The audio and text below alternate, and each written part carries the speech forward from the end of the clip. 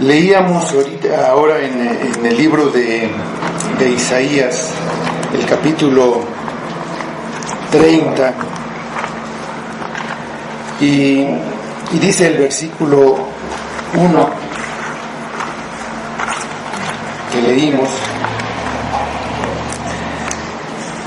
Ay de los hijos que se apartan, dice Jehová, para tomar consejo, y no de mí, para cobijarse con cubierta, y no de mi espíritu, añadiendo pecado a pecado. Y dice, no consultan a Jehová y consultan en otro lado, y hacen pecado tras pecado. Así hay veces que hacemos algo que está mal, y eso desencadena en muchas otras cosas que causan más pecado y más problemas. Un ladrón, un joven, le arrebató la bolsa a una señora y salió corriendo. La señora pues obviamente gritó, y un policía que andaba por ahí persiguió al ladrón. Se da cuenta el ladrón y, escapando, ve a un señor que se está subiendo a su coche, lo amenaza, le quita las llaves y se va en el coche. Arranca y atropella a una persona y la mata. Y quiere escapar con más razón, va y se estrella, choca, y entonces ahí queda él pues atrapado, ¿no? Tiene que enfrentar todo lo que hizo. Entonces vemos que en este caso un pecado, una cosa que hizo mal, cuando se trató de corregir con otro pecado, causó más problemas y causó otras cosas más graves, otros daños más graves. Y esto es lo que pasa generalmente cuando queremos corregir sin consultar a Dios. Corregimos con nuestra sabiduría y se va complicando todo. A veces queremos ocultar algo, mentimos, y de ahí pasamos a otras cosas y acabamos pues muy mal. Y esto es lo que trata este capítulo de Jueces, capítulo 21. Unos pecados causan otros, unos pecados que vienen en cascada. Vamos a leer este capítulo 21 del libro de Jueces, el último capítulo de este libro que hemos estado estudiando ya por algún tiempo. Vamos a leer este capítulo.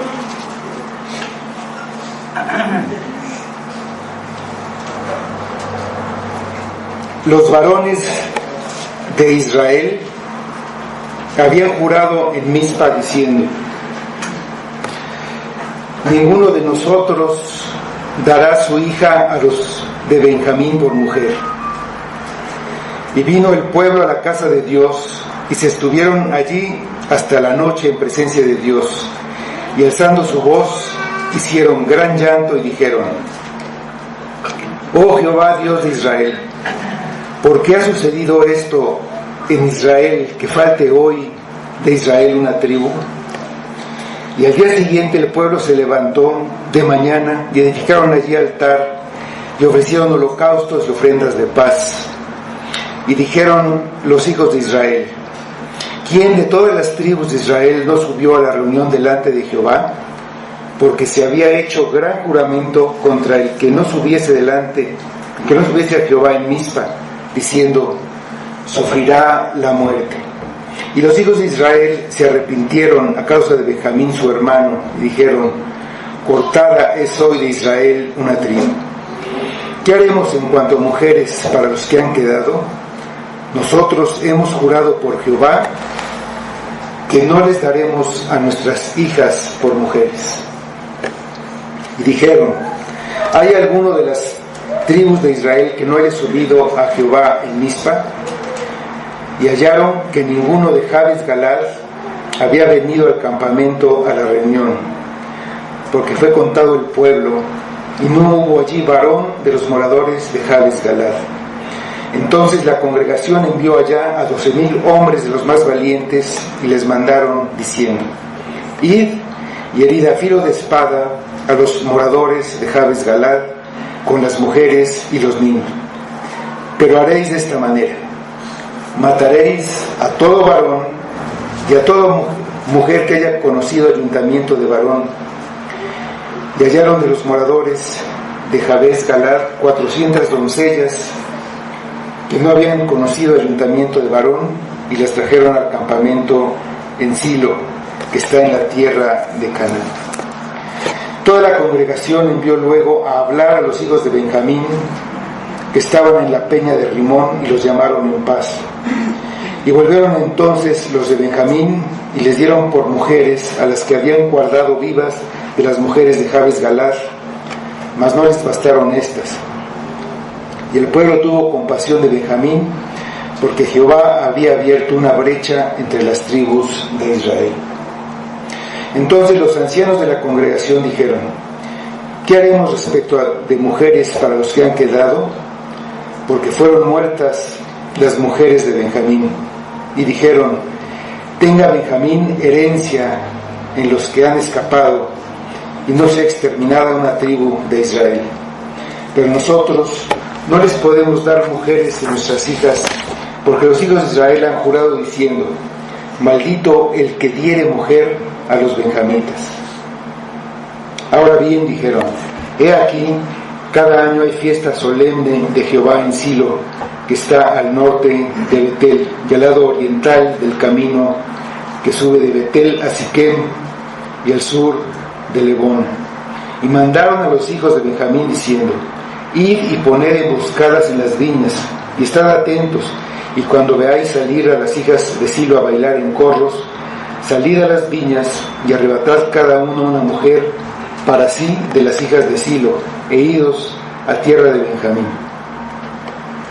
Y si vinieran los padres de ellas o sus hermanos a demandárnoslas, nosotros les diremos: hacernos la merced de concedérnoslas, pues que nosotros en la guerra no tomamos mujeres para todos. Además, no sois vosotros las que se las disteis, para que ahora seáis culpados. Y los hijos de Benjamín lo hicieron así, y tomaron mujeres conforme a su número, robándolas de entre las que danzaban, y se fueron, y volvieron a su heredad, y edificaron las ciudades, y habitaron en ellas. Entonces los hijos de Israel se fueron también de allí, cada uno a su tribu y a su familia, saliendo de allí cada uno a su heredad. En esos días no había rey en Israel, cada uno hacía lo que bien le parecía. 11 tribus de Israel se reunieron en una asamblea en la ciudad de Mizpa, para decidir qué hacer ante el crimen cometido por hombres depravados de la ciudad de Gaba, que pertenecía a la tribu de Benjamín. Como los demás integrantes de la tribu de Benjamín no quisieron entregar a los culpables para que fueran juzgados y castigados, todos los demás israelitas atacaron la ciudad y la destruyeron junto con el ejército de los benjamitas que la defendían. Pero después se volvieron y mataron a todos los habitantes de todas las ciudades del territorio de la tribu de Benjamín, incluyendo a los animales. Incendiaron las ciudades. Nadie quedó con vida. Solamente 600 hombres escaparon y se fueron a refugiar en el desierto, en unas peñas que había ahí. El pecado fue castigado y la maldad fue quitada, pero la justicia fue aplicada de una manera que deja dudas si fue verdadera justicia o si fue un exceso de celo, acompañado de un deseo de venganza, de querer vengar la humillación de las derrotas que sufrieron en las dos primeras batallas, y también de querer vengar la muerte de los muchos soldados que murieron en esas mismas batallas. El castigo fue excesivo, considerando sobre todo que era con personas que eran de su mismo país, de su misma nación. Entonces, aquí en el pasaje que leímos empieza con unos juramentos precipitados. Estos juramentos fueron en sí pecados, que pudiéramos llamar pecados relativamente menores, pero eran pecados. Ahí empieza la narración, lo que leímos. Esta narración regresa a la ciudad de Mizpa, esta asamblea que se hizo ahí, antes de que se iniciara la guerra. Ahí vemos que los varones de Israel habían hecho un juramento. Ninguno de ellos daría a su hija por mujer a los de Benjamín. Esto había sucedido antes de la guerra. Todavía no habían tenido bajas, todavía no había ningún motivo de resentimiento. En verdad se había cometido un crimen y el deseo de ellos era quitar el mal del pueblo de Israel. Pero no había ninguna ley, ningún mandamiento de parte de Dios en el que se diera alguna instrucción de prohibir el matrimonio con alguno que fuera del pueblo de Dios, de la nación, de la misma nación de Israel. Había un mandamiento, una prohibición estricta de hacerlo con los que no fueran del pueblo de Dios, con las naciones que habitaban la tierra que se les daba. Y esta prohibición estaba acompañada de una razón muy poderosa y convincente. El pueblo de Dios es un pueblo santo, un pueblo apartado para Dios. Es el pueblo que tiene un rey. Ese rey es Cristo. Y el pueblo no debe unirse con personas que no pertenezcan a ese mismo pueblo, porque terminarán por contaminarse y dejar a su rey, ir a servir a ídolos. Serán contaminados por la manera de vivir y de pensar que tienen los que no son del pueblo de Dios. Vamos a recordar esto. Vamos a Deuteronomio 7, versículos 3 y 4.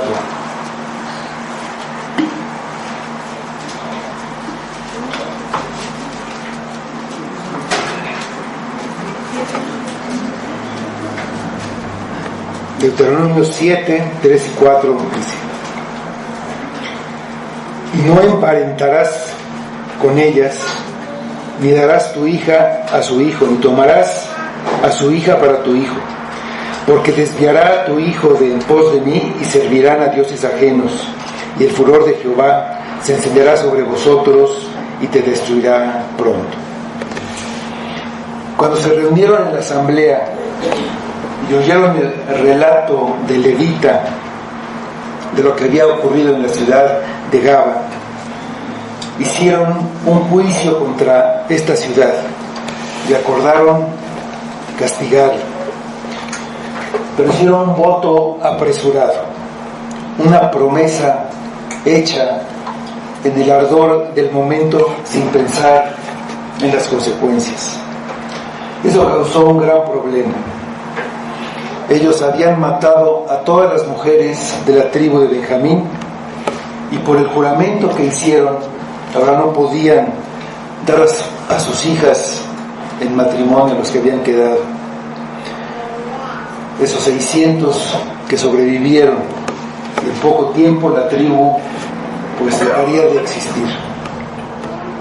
En esas circunstancias, indudablemente habían exterminado completamente a una de las tribus de Israel. Pero fue debido a su voto y a la matanza irracional que hicieron de todos los habitantes de la tribu de Benjamín. Por eso estaba en peligro de extinción esta tribu. Pero ellos no ven su culpa y de cierta manera quieren responsabilizar a Dios de esa tragedia. Dicen: oh Jehová, Dios de Israel, ¿por qué ha sucedido esto en Israel, que falte hoy de Israel una tribu? Hacen esta pregunta. Ellos fueron los que provocaron esto. Saben perfectamente lo que ha sucedido. Pero es más fácil pensar que ellos no son responsables, incluso culpando a Dios en lugar de examinarse, arrepentirse y corregir lo que hicieron mal. Cuando caemos en la idolatría y nos hacemos una imagen falsa de Dios, queremos echarle la culpa, por lo menos parcialmente, a Dios de lo que pasa. Si el concepto que tenemos de Dios está equivocado, tomaremos decisiones equivocadas y los problemas se irán multiplicando. Si yo creo que Dios quiere hacerme feliz, si yo creo que a Dios no le importa lo que yo haga, que puedo hacer lo que yo quiera y no va a haber consecuencias, si yo creo que Dios no existe, si yo creo que si sirvo a Dios, Él me tiene que recompensar dándome algo, y estoy pensando que puedo ganar el favor de Dios por mi servicio, tengo una imagen equivocada de Dios. La imagen que tengo de Dios es falsa. No hay nada que pueda hacer yo para agradarlo, y todo lo que me da es solamente por pura gracia. La idea equivocada que tengo de Él me va a llevar a cometer error tras error y pecado tras pecado, pensando que estoy haciendo lo correcto, para terminar cosechando las consecuencias lejos y decepcionado. Cuando los israelitas se presentaron humildemente, con arrepentimiento, reconociendo su pecado y presentando un sacrificio adecuado después de su segunda derrota, Dios los ayudó. Pero ahora, ante esta pregunta que hacen, no hay respuesta. Aquí están lamentando lo que ha pasado, sin reconocer que el resultado es causado por su propio pecado. Ellos edificaron un altar, ofrecieron sacrificios, pero no confesaron su genocidio contra sus hermanos.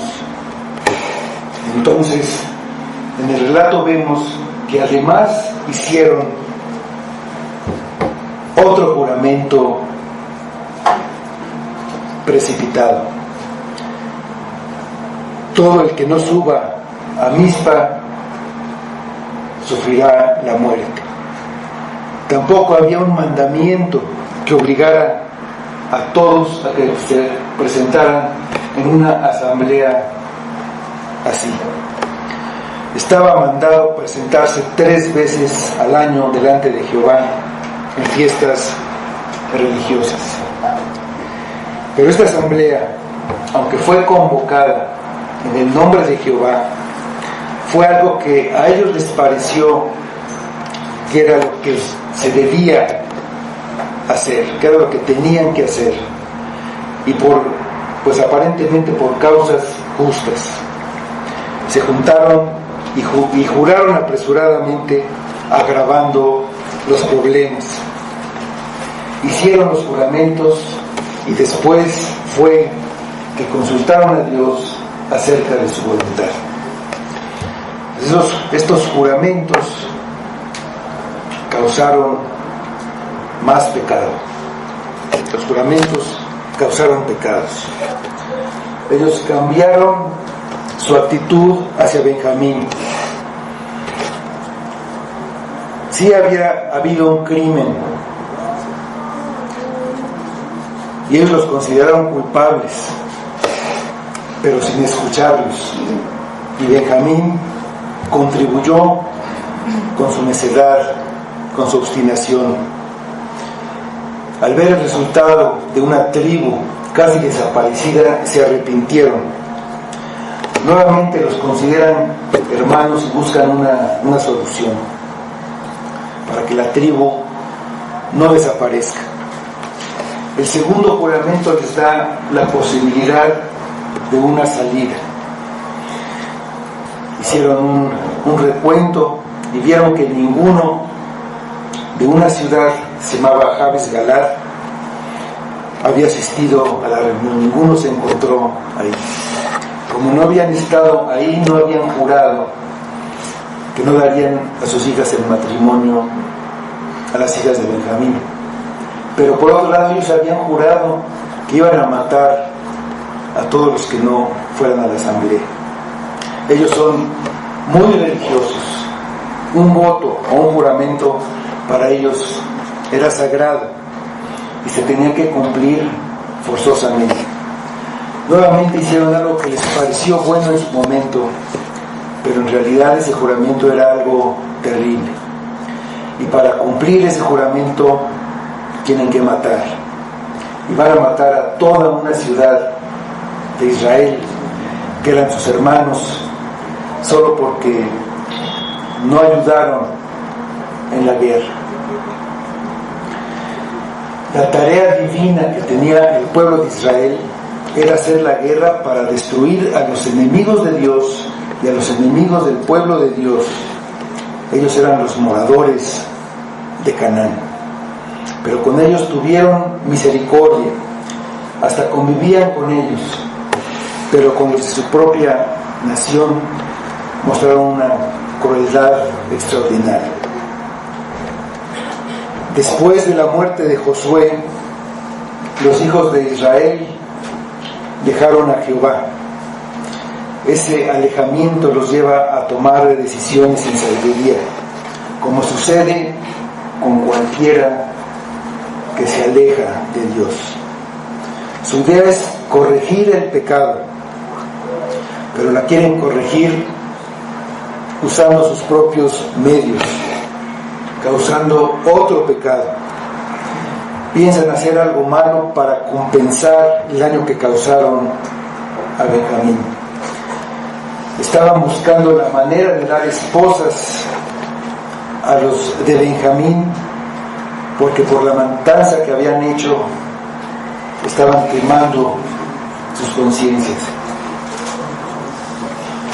Pero la solución que están considerando va a involucrar otra matanza sin misericordia.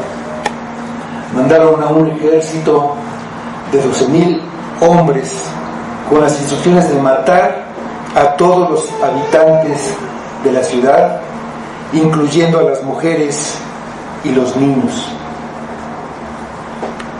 solamente exceptuando a las jóvenes vírgenes, a las que debían secuestrar para darlas a los sobrevivientes de Benjamín.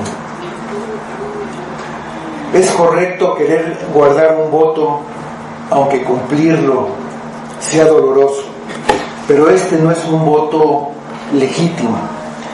No tiene sentido cometer un pecado y luego otro para corregir las consecuencias de decisiones equivocadas. Aún con el juramento, no había razón para matar a todos los habitantes de la ciudad.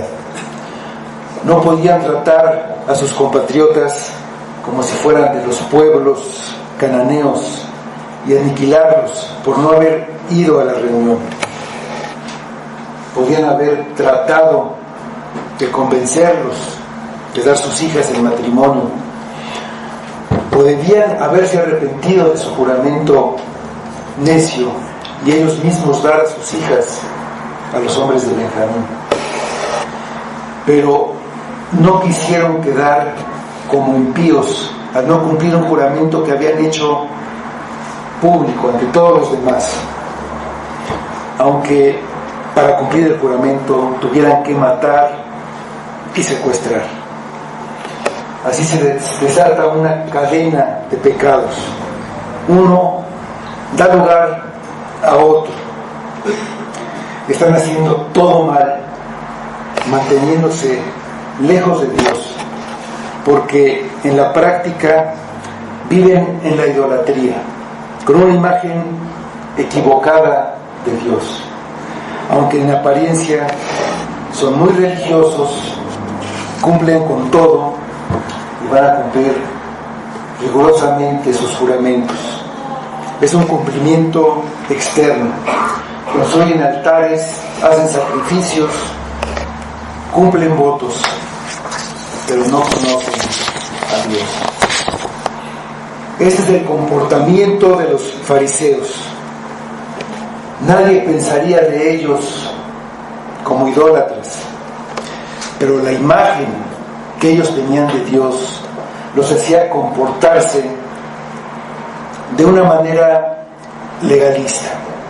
Externamente cumplían con toda la ley, diezmaban y cumplían sus votos, pero en su corazón, en su interior, y cuando pensaban que nadie los veía, pecaban de muchas maneras. Se abusaban, aprovechaban de los débiles. Vamos a leer Marcos 12, 38 a 40.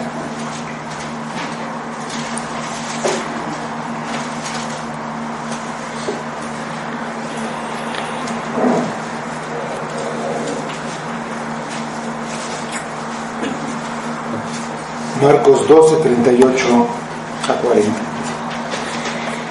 Y les decía en su doctrina: guardaos de los escribas que gustan de andar con largas ropas y aman las salutaciones en las plazas y las primeras sillas en las sinagogas y los primeros asientos en las cenas, que devoran las casas de las viudas y por pretexto hacen largas oraciones.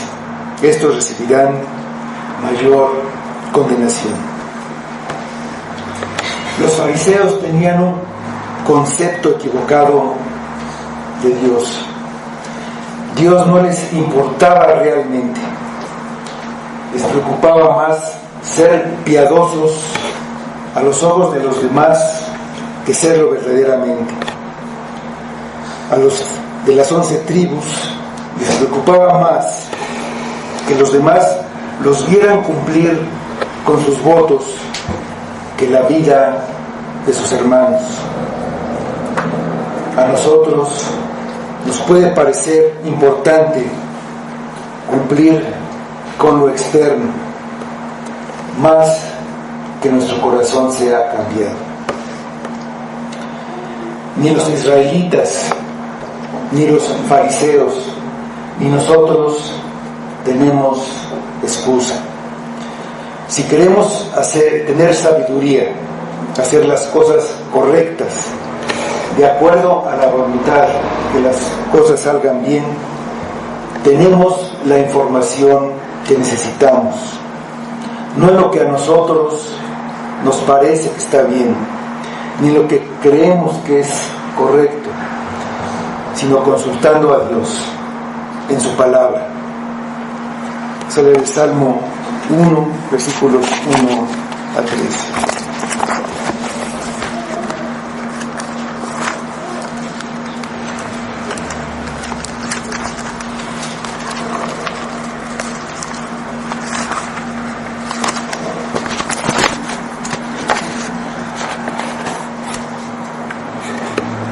Bienaventurado el varón que no anduvo en consejo de malos, ni estuvo en camino de pecadores, ni en silla de escarnecedores se ha sentado, sino que en la ley de Jehová está su delicia, y en su ley medita de día y noche.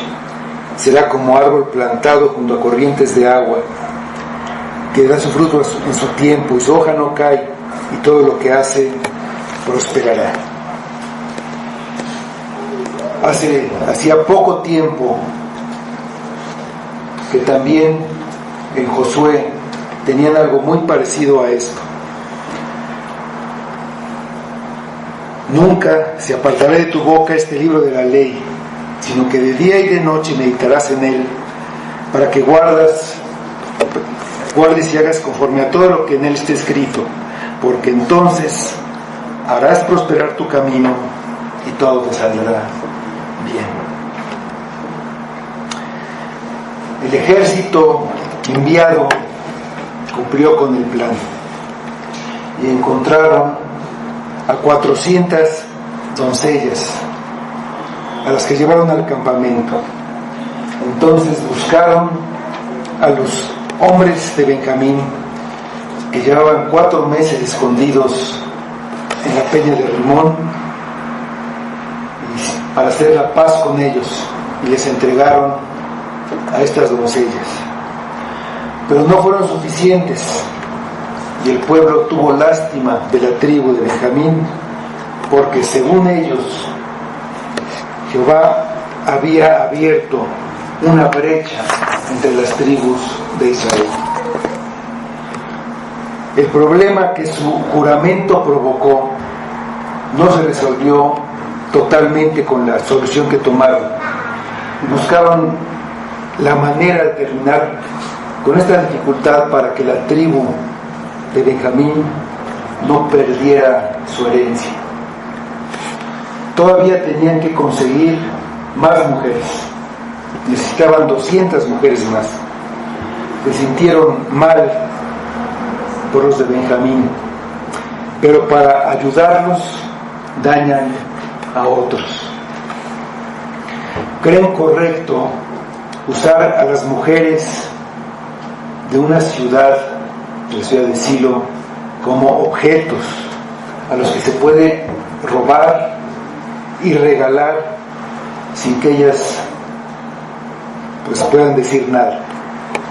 Se acercaba una fiesta anual en la que las jóvenes salían en grupos alrededor de la ciudad, al campo, a danzar, y les ordenaron, así dice, les ordenaron a los benjamitas que se escondieran entre las viñas, y cuando vieran salir estos grupos, las secuestraran y se fueran a su territorio. Si los padres reclamaban, pues los convencerían de que se las dieran como esposas, con la justificación de que no eran culpables de romper el juramento. Lo que más les importaba era romper un juramento, más que la vida, más que las personas, más que cualquier cosa.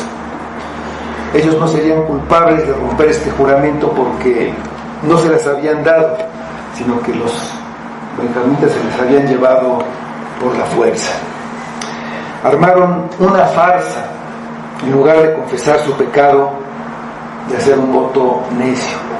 Un pecado llevó a ser otro y otro, una cascada de pecados. Para ellos, hacer 2 males era igual a hacer un bien. Pues las soluciones que tomaron causaron pecados. Las soluciones causaron pecados. Con sus soluciones hay más problemas y dolor. En los problemas no buscaron a Dios para solucionarlos, no acuden a la palabra y no tienen sabiduría, por lo que cada solución causa un problema más. Los hijos de Benjamín aceptaron el plan y lo llevaron a cabo. Lo irónico de esto es que una asamblea que se reunió para hacer justicia en el caso de una sola mujer violada y asesinada, acabara planeando y causando que toda una ciudad fuera asesinada y que 400 jóvenes, 600 en total de 2 ciudades, fueran secuestradas y violadas. Después de eso, cada uno se fue a su casa como si no hubiera pasado nada. Las que no pudieron ir a su casa fueron estas 600 mujeres que tuvieron que soportar lo que no ocurrió en Gaba. Ahí en esta ciudad, el anciano que alojó a Levita no tuvo que entregar a su hija, pero los israelitas hacen que los padres de estas jóvenes entreguen a las suyas para resolver el problema que ellos mismos habían creado. Una cosa parecida es lo que nosotros a veces queremos hacer, que se haga justicia, pero que se haga justicia con los demás. Con los demás somos muy duros y bueno, pues así tiene que ser. Y hay hasta el dicho que dice: hágase la voluntad de Dios, pero en los bueyes de mi compadre. Y es lo que ellos hacen. Creen que es la voluntad de Dios, pues que lo hagan estos padres de estas jóvenes. Lo resuelven con más pecado, con muertes y secuestros, pero a sus ojos estaban actuando bien. ¿Por qué? Porque estaban cumpliendo los juramentos que hicieron. Pero en todo caso, no cumplieron realmente los juramentos. Si eran tan celosos de que se cumplieran los juramentos, pues debían cumplirlos cabalmente, totalmente. Pero el primero no lo cumplieron pues realmente. Si el juramento era matar a toda la ciudad que no fuera a la reunión, pues no mataron a estas 400 jóvenes. El segundo tampoco lo cumplieron. Obligaron de una manera cruel a algunos padres a entregar a sus hijas. Aparentaron cumplir lo que juraron, pero no les importó violar el espíritu del juramento, los derechos de los habitantes de la ciudad de Silo, y tampoco les importó que fuera durante una fiesta dedicada a honrar y a glorificar a Jehová. El libro termina con algo que se nos ha dicho varias veces a lo largo del libro. En estos días no había rey en Israel, cada uno hacía lo que bien le parecía.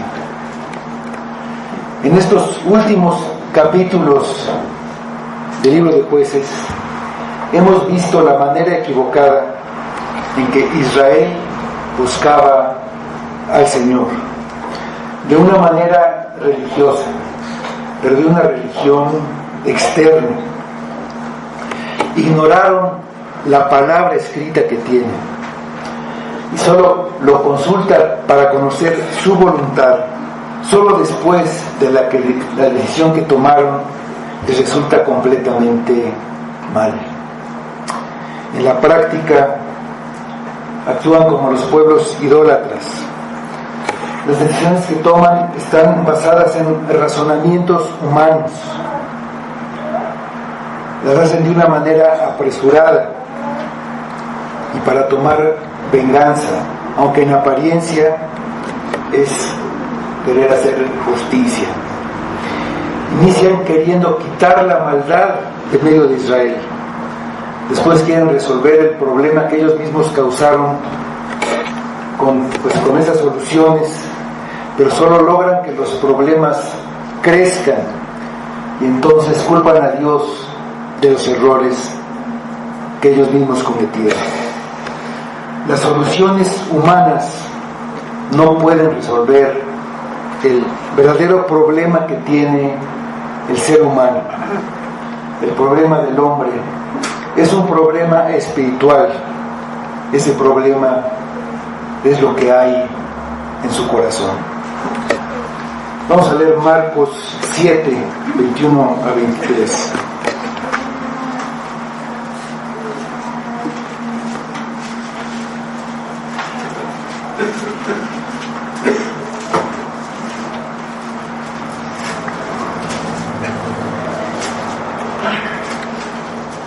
Marcos 7, 21 a 23 dice: porque de dentro del corazón de los hombres salen los malos pensamientos, los adulterios, las fornicaciones, los homicidios, los hurtos, las avaricias, las maldades, el engaño, la lascivia, la envidia, las maledicencias, la soberbia, la insensatez. Todas estas maldades dentro salen y contaminan al hombre. Ese es el verdadero problema del hombre.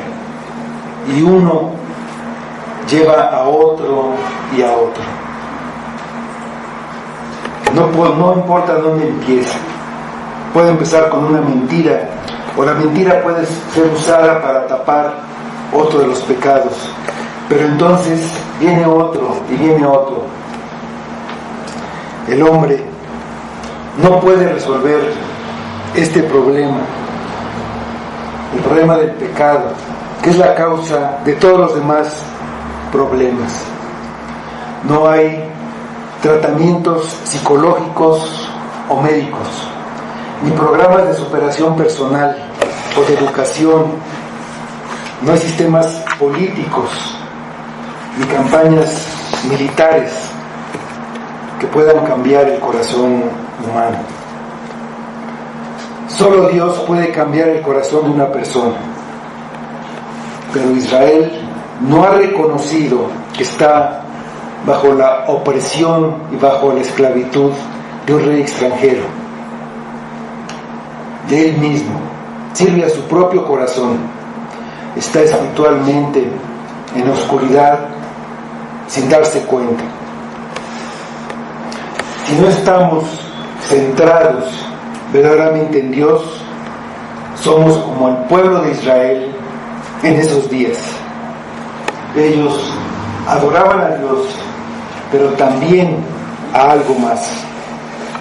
Dicen lo que les parece correcto y lógico a sus propios ojos, y eso es lo que hacen. Se preguntan por qué las cosas salen mal. Piensan que Dios no puede hacer mucho por ellos. Entonces ellos deben tomar su vida en sus manos y resolver sus problemas. Ven el pecado en otros, pero nunca ven su propio pecado. En lo que pasó, no hay pueblos idólatras que tengan la culpa de la opresión, de la violación, del asesinato, de las masacres o del secuestro. Todo lo hizo Israel, en todo el libro, pero sobre todo al final vemos que el mismo Israel es su propio peor enemigo. Frecuentemente esto es verdad para la iglesia. Culpamos a otros de los problemas. Cuando vemos fallar a alguien, lo juzgamos. Somos muy duros. Nunca pensamos que podríamos estar en ese lugar después. Vemos las culturas mundanas a nuestro alrededor y queremos tomar soluciones como ellos. Solo consultamos a Dios cuando las cosas van muy mal. Y vemos hacia todos lados, excusándonos y buscando culpables. Y nunca volteamos a vernos a nosotros mismos. Aunque nosotros somos el problema, no podemos ser nuestra propia solución. La solución no puede ser una solución humana.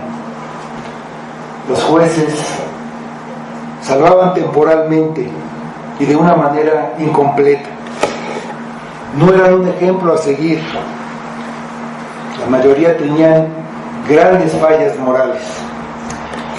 Dios salva a través de ellos, a pesar de ellos mismos, solamente por gracia, para rescatar a un pueblo imperfecto como ellos. En la historia de los jueces nos damos cuenta que necesitamos un libertador que venga a rescatarnos sin que nosotros lo llamemos, porque los hombres nunca buscan a Dios por sí mismos. No hay quien busque a Dios, como dice Romanos. Además, Él tendrá que llamarnos y escogernos, porque nosotros jamás lo escogeríamos a Él. Vamos al Evangelio de Juan, capítulo 15, versículo 16.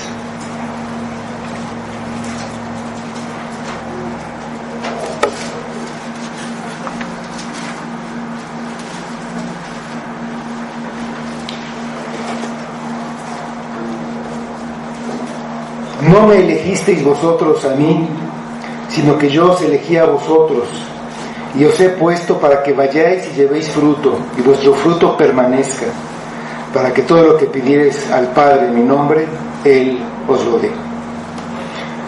Ese libertador tendrá que hacer todo. Nosotros no lo merecemos, ni podemos contribuir con nada para nuestra salvación. Vamos a la carta a Tito, capítulo 5, versículos 5 y 6.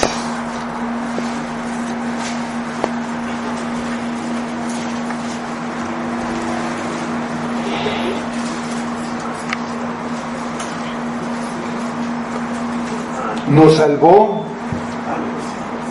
no por obras de justicia que nosotros hubiéramos hecho, sino por su misericordia, por el lavamiento de la regeneración y por la renovación en el Espíritu Santo, el cual derramó en nosotros abundantemente por Jesucristo nuestro Salvador.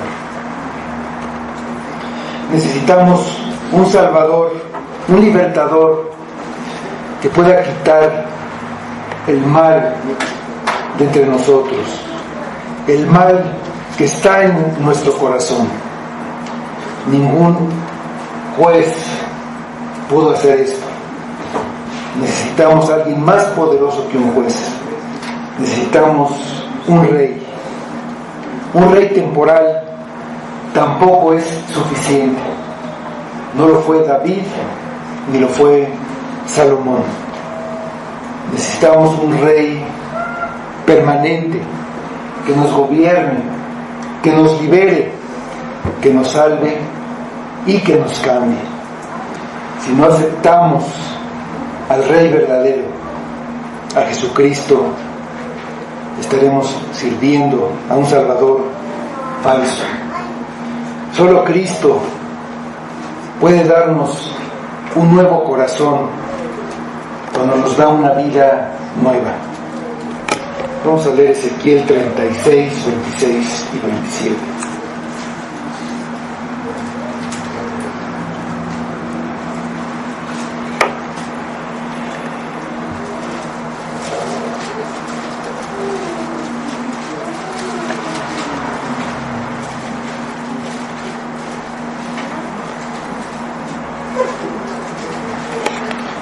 Ezequiel 36, 26 y 27 dice: Os daré corazón nuevo, y pondré espíritu nuevo dentro de vosotros, y quitaré de vuestra carne el corazón de piedra, y os daré un corazón de carne, y pondré dentro de vosotros mi espíritu, y haré que andéis en mis estatutos, y guardéis mis preceptos, y los pongáis por obra.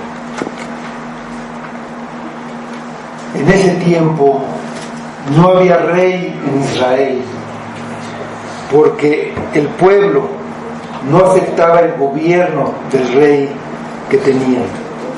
Lo habían dejado para seguir ídolos. Sin embargo, a través de todo el libro vemos que Dios siempre estuvo ahí, gobernando desde su trono, a veces con desaprobación por lo que hacían, tomando la palabra solo cuando le preguntaban, de una manera directa, usando los medios adecuados que él había establecido. Sino, él estaba permitiendo que Israel se metiera en problemas y que los resolviera como pudiera. Pero él verdaderamente está ahí. Jamás abandona a su pueblo, aunque no se lo pidieron, sin que el pueblo lo note. Evita que ellos se destruyan entre sí, víctimas de su propio pecado, de su propia locura. Lo que vemos en el libro de Jueces es una historia de gracia y redención. La historia que continúa hasta este día con el pueblo de Dios.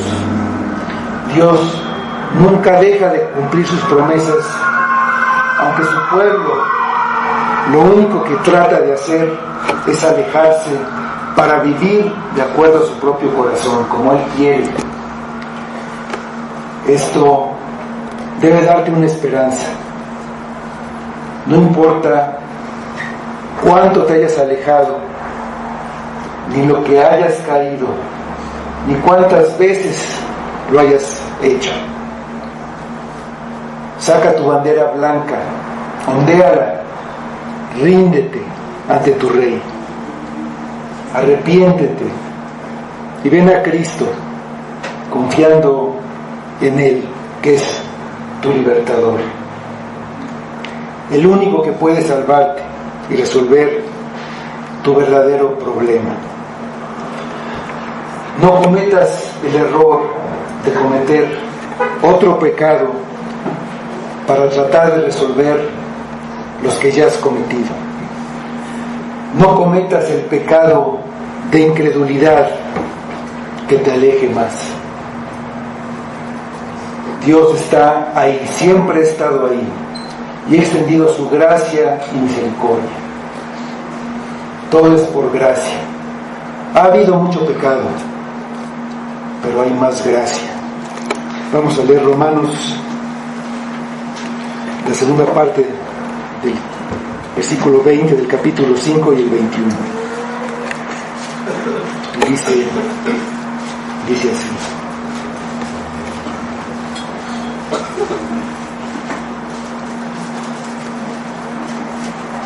mas cuando el pecado abundó, sobreabundó la gracia, para que así como el pecado reinó para muerte, así también la gracia reine por la justicia para vida eterna mediante Jesucristo, Señor nuestro.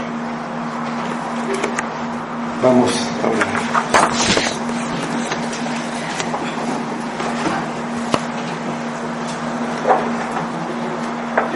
Señor, nuevamente venimos ante ti para darte las gracias por toda tu misericordia, porque a pesar del pecado, a pesar de nuestras malas decisiones, a pesar de que nos alejamos, a pesar de que no te consultamos y actuamos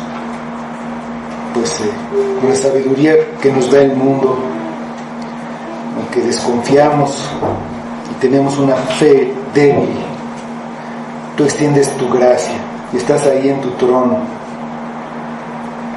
A veces permites estas cosas y permites que cosechemos los resultados, las consecuencias de nuestros actos, de nuestros pecados, pero ahí está tu gracia extendida, está Cristo al que diste por nosotros en nuestro lugar. Ayúdanos, Padre, ayúdanos a mirar a Cristo, ayúdanos a ver nuestro corazón de lo que hay ahí. Ayúdanos a amar tu verdad, a amar tu palabra y a obedecerla, manifestando así que hemos aceptado el reinado de Cristo, el gobierno de Cristo en nuestras vidas. danos ese nuevo corazón, cámbianoslo, Padre, porque mientras no lo hagas, pues estamos sujetos a cometer error tras error. Obra en nosotros, Padre, ayúdanos, cámbianos, llévanos hacia ti. Obra en esta iglesia, que cada persona te busque. Llámalos, Padre, a salvación. Pedimos todo para tu gloria y lo pedimos por Cristo.